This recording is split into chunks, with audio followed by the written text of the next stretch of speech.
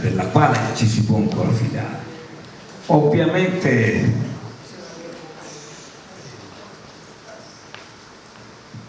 non è che ce la tiriamo.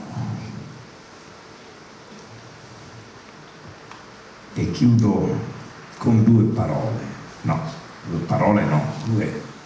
un epitafio di Pessoa, che prima di morire andarono a cercarlo quelli che gli volevano male, perché sapete, se voi state, io darei la mia vita perché voi vivete 102 anni, però se state male arrivano chi? Gli amici. Come stai? Se stai morendo e non vedono, la Rochefoucauld nel 1624 la Rochefoucauld scrisse un bel libro che l'hanno pubblicato da poco, Massime e sentenze. Nelle disgrazie dei nostri migliori amici c'è sempre qualcosa che non ci dispiace affatto. Ragionate su questa riflessione. Ciao, come stai? Mi sono rotto una gamba? No, cazzo!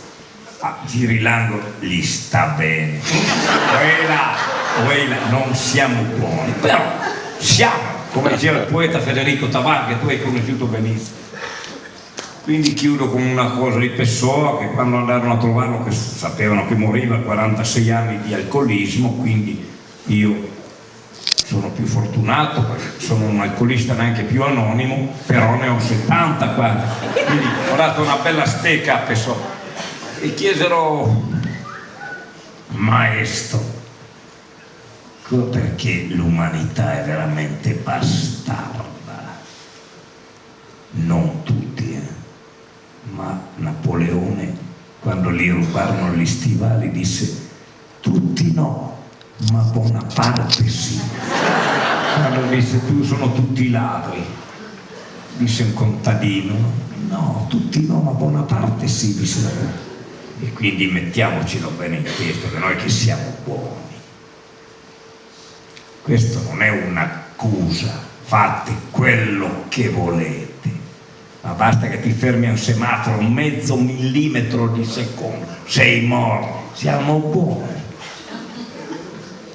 Quindi Pessoa gli chiesero, poi io mi faccio l'epitafio a Pessoa: cosa dobbiamo fare, maestro? No, niente, disse. Quando l'erba crescerà sulla mia tomba, quindi non mausolei e statue equestri, no, lui non disse questo. Quando l'erba crescerà sulla mia tomba, sia quello il segnale per dimenticarmi del tutto. La natura non si ricorda, perciò è bella. E se avreste la necessità morbosa di interpretare l'erba verde sulla mia tomba, dite che io continuo a rinverdire e a essere naturale. Ovviamente lui lo disse con una voce più fievole della mia.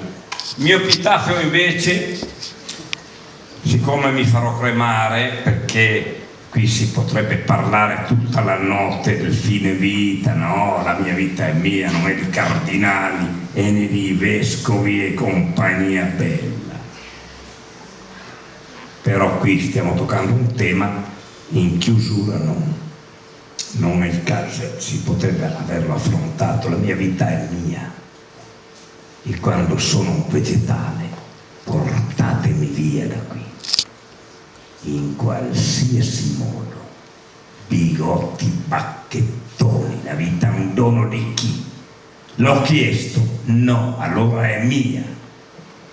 E se sono un vegetale voglio andarmene. Bravo, bravo. Invece di occuparsi di anime, questa centuria, questa banda vogliono sconfiggere la malfama del mondo, comincino a liberarsi dei beni della Chiesa. risolvere la fame nel mondo dei bambini. Inutile che io ho conosciuto Papa Francesco, sono stato 10 minuti con lui. Bisogna fare San Francesco, comincia tu, libera la Chiesa e tutti i beni, dagli ai poveri. Ma qui tocchiamo temi delicati. Ma siccome io voglio farmi cremare e non voglio, e siccome non mi fido dell'amore, mi farò cremare vivo, quindi decido io, cazzo. Decido io. La mia vita è mia, non è di nessuno. E non viene il cardinale tal d'Italia a decidere di me. Ma dove siamo? Che hanno protetto la pedofilia per secoli senza dire nulla. Allora il mio epitafio, quando sarò cenere, me lo scrivo prima, perché siccome non mi fido la moglie, mi faccio bruciare vivo, cremare vivo, perché lì sono io lì. Qui giace una piccola etichetta di legno come la fa Ferruccio Clerino, che è qui dove finisce. Qui giace Mauro Corona, uomo iniquo e perverso, pregare per lui è tempo perso.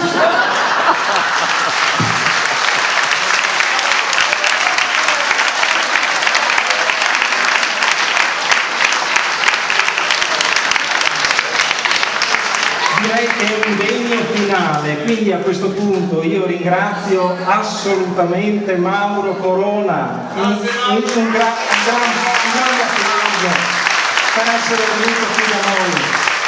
Ringrazio anche Costante e Ferruccio che ce l'hanno accompagnato, ringrazio Mimmo che grazie a lui, Proloco, Primavera, siamo riusciti ad avere Mauro Corona.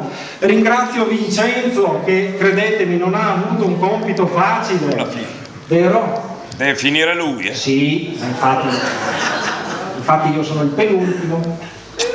Ciao, vai. Ringrazio anche tutti voi che siete stati qui presenti, ringrazio l'amministrazione comunale che finalmente ce l'abbiamo in sala!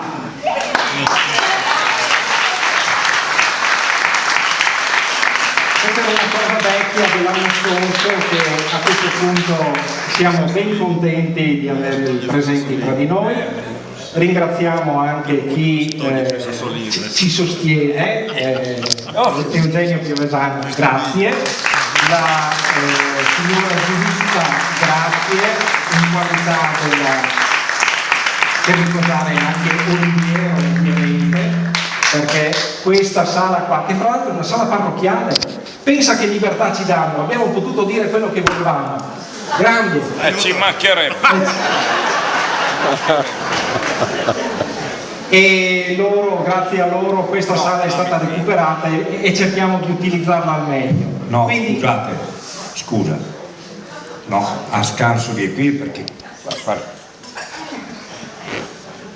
ci sono, io domani sono sulla Liga del Vajont con Don Ciotti, ci sono sacerdoti che meritano la medaglia d'oro alla resistenza. Io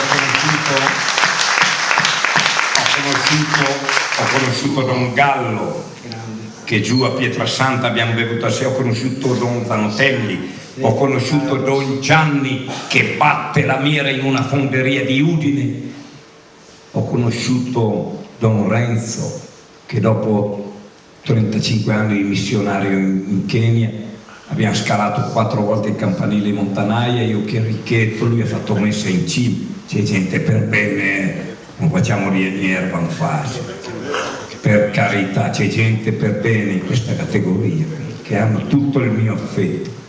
Che temo è la potenza,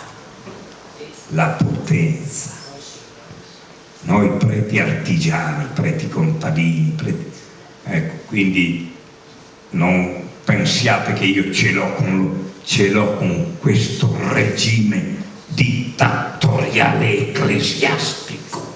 Vi ricordate dello IOR, vi ricordate di questo, di Marcinkus, o vogliamo metterci il prosciutto sugli occhi? Andavano a puttana in Messico. Vogliamo dirle, non avete paura del castigo. Se avete fatto bene nella vita non c'è nessun castigo, ve lo dicono loro per farvi paura. Io non ho paura di nulla, ho fatto del bene e non ho paura a morire e andare all'inferno.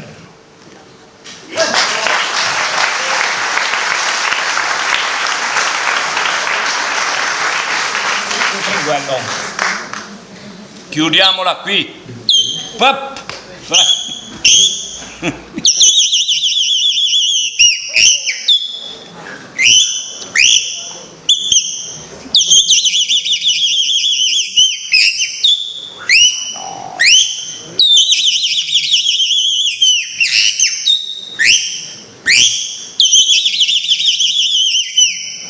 Grazie. Che cos'era? Quello. Gringuello.